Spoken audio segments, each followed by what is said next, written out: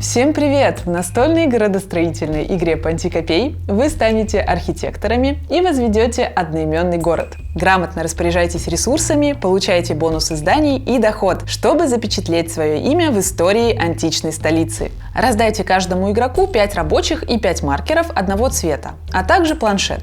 Одного рабочего поставьте на планшет, остальных оставьте рядом, они будут доступны вам чуть позже. Положите планшет развития и разместите на нем по одному маркеру игроков слева от каждого ряда на этом планшете. Жетоны ресурсов с изображением одного и двух ресурсов в случайном порядке разложите лицом вверх в соответствующие ячейки на планшете развития. В каждую ячейку улучшения положите жетоны улучшения, как показано на видео. Их количество должно быть равно количеству игроков. Тайлы акведука разделите по форме и положите стопками рядом с планшетом развития. Сложите в мешок тайлы местности и перемешайте. Положите на стол жетон триремы.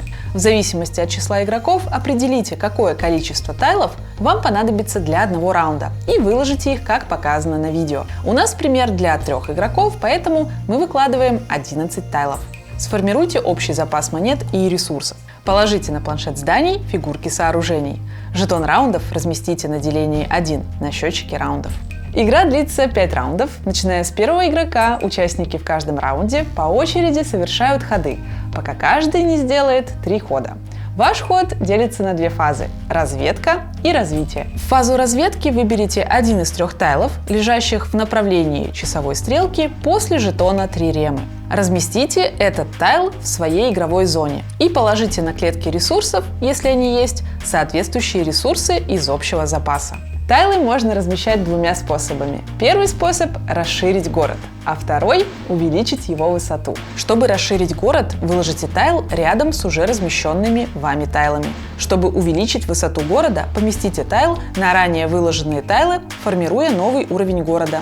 Жетон при этом должен полностью лежать на тайлах предыдущего уровня. Можно выкладывать тайл на ресурсы или рабочих на поле. В таком случае ресурсы считаются собранными и помещаются на ваш планшет, как и рабочие. Помните, что вы не можете выкладывать тайл на уже построенные в городе здания. В фазе развития вы можете выполнить одно и только одно из 3 действий – построить здание, продать ресурсы или получить 2 монеты или один другой ресурс. Чтобы построить здание, верните в общий запас столько ресурсов со своего планшета, сколько указано на ближайшем перед выбранным зданием значением на планшете. Цвет ресурсов должен совпадать с цветом здания.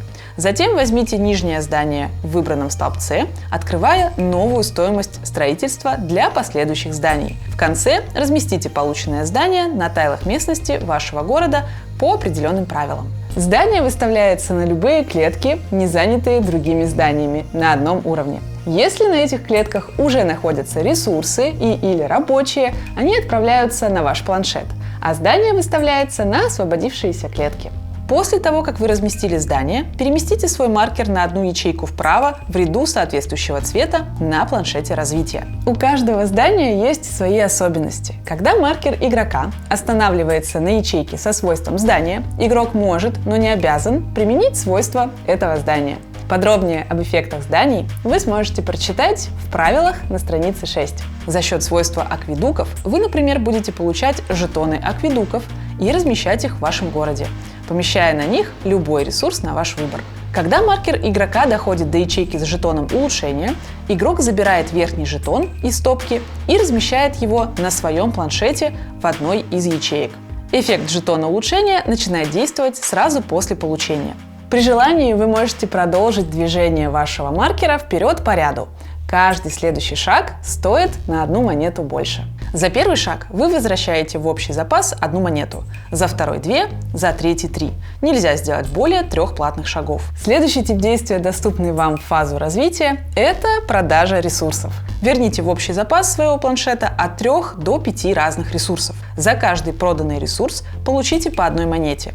Переместите свой маркер на планшете развития вправо на одну ячейку по рядам тех цветов, ресурсы которых вы продали, начиная с верхнего ряда. Также примените эффекты ячеек, на которые вы переместили маркеры. Помните, что нельзя дополнительно продвигаться по рядам за монеты при продаже ресурсов. Третий вид действия позволяет вам взять из общего запаса 2 монеты или один любой ресурс. Рабочие, которые находятся на вашем планшете, доступны для размещения в городе.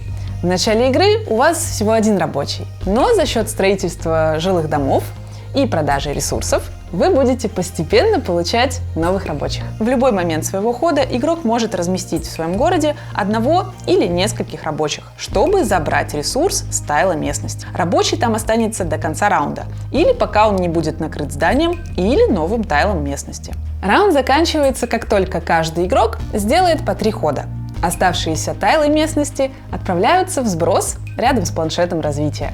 Каждый игрок в конце раунда получает по 1 монете за каждую вот такую ячейку коричневого ряда, которую прошел или на которой остановился его маркер. Все рабочие, выставленные на тайлы местности, возвращаются на планшеты игроков. Если у игрока на его планшете находится больше 5 ресурсов, он должен сбросить любые лишние ресурсы. При подготовке к новому раунду передайте жетон первого игрока следующему участнику по часовой стрелке и выложите тайлы местности из мешка, так же, как и при подготовке к игре. В конце 5-го раунда, перед финалом игры, все рабочие остаются в городе. Если в конце игры у вас на планшете остались свободные рабочие, вы можете выставить их в свой город на незанятые клетки возле зданий для получения победных очков, накрыть ими клетки засухи или забрать оставшиеся ресурсы. Начните подсчет победных очков.